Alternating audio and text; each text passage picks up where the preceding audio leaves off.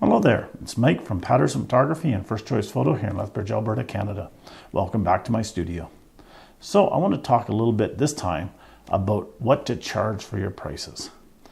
Now in retail, there's a lot of stuff that is set prices. There's really not a lot you can change. If you're selling a widget and everybody else is selling the widget for $5, well, you're pretty much stuck to sell it at $5 as well.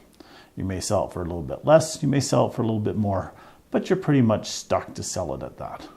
If you're selling certain products, you know that you make 10% on this product, or you make 20% on this product, or that this service makes you a 50% profit, or that this service makes you a 60% profit. In photography, there's really no set guidelines, and it gets really confusing for new people getting into the business, but it also gets confusing for people who've been in business for a long time. Now, when I was doing weddings, I had several packages, and each year I would sit down before the wedding season started and I would go through the packages to one, see about how much my time was making me on those packages, and two, to see what my costs were on those packages. Back when I was doing weddings, way back many years ago, we had film expenses, we had lab expenses, as well we had the printing expenses, the album expenses, and so on and so forth. So if my printing expenses went up by 10%, my film went up by 5%, my albums went up by 25%, I would have to increase my packages to cover those expenses. Or I would start doing the same packages in the next year as I did the previous year, but I'd be making less on it. So how do you figure out how much you're worth? First of all, this is going to offend a few people. Most photographers that are shooting weddings and shooting anything in this day and age are not charging enough. Just the other day, I had somebody contact me to do a wedding. Told them I don't do weddings anymore. Asked me if I would please do their wedding. I said, I won't do your wedding. Then they asked me if I could recommend a photographer. They gave me some prices that they had been quoted from different photographers. And after I got up off the floor, I went, are you nuts? There are photographers out there that are doing weddings for under $200, and they're spending an entire day up to 14 hours shooting for under $200. Now, if you consider what you're worth, if you consider what the cost of your equipment is, if you consider your editing time, if you consider the cost of your computers, your programs, and all of this stuff, even a $200 wedding for a couple hours is not worth it, let alone for 14 hours. And all the editing added on to that, the times that you're going to edit, you're not making money. So you have to figure out what you're worth and how you're going to do it. First thing, figure out what you want as an hourly wage. If you think that you want minimum wage and that's it, think again.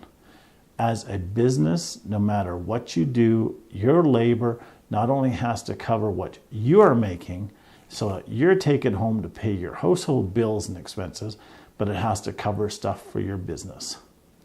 One of the big things that people do not take into account is they have to replace or buy new equipment. As I mentioned in one of the earlier videos, you have to have the right equipment for the job. And that equipment does wear out. You may need to replace a camera. You may have an accident and drop something. If you're only paying yourself $25 or $30 to do a wedding, and that's all you're taking home as a profit, then it's not worth it. If you have to put so much money into an equipment fund to be able to afford the equipment, then it's just not worth doing the wedding if that's all that you're taking home. So sit down and figure out all your expenses for not only your business, but for your time and everything else that you're putting into a wedding. My suggestion to you is sit down and calculate each wedding package that you're either offering or that you want to offer and figure out how much time you have into that. Now, what time should you look at? Well, there is meeting with your clients. So if you're meeting with them 2 or 3 or 4 times, and you're spending 2 to 3 hours with them to find out about them, to figure out what package they want, to take engagement pictures, to consult on different things, you have to take that time into account. If you're spending an hour or 2 hours before the wedding making sure all your equipment is running, charging batteries, cleaning equipment, emptying cards, so on and so forth, you have to take that into account.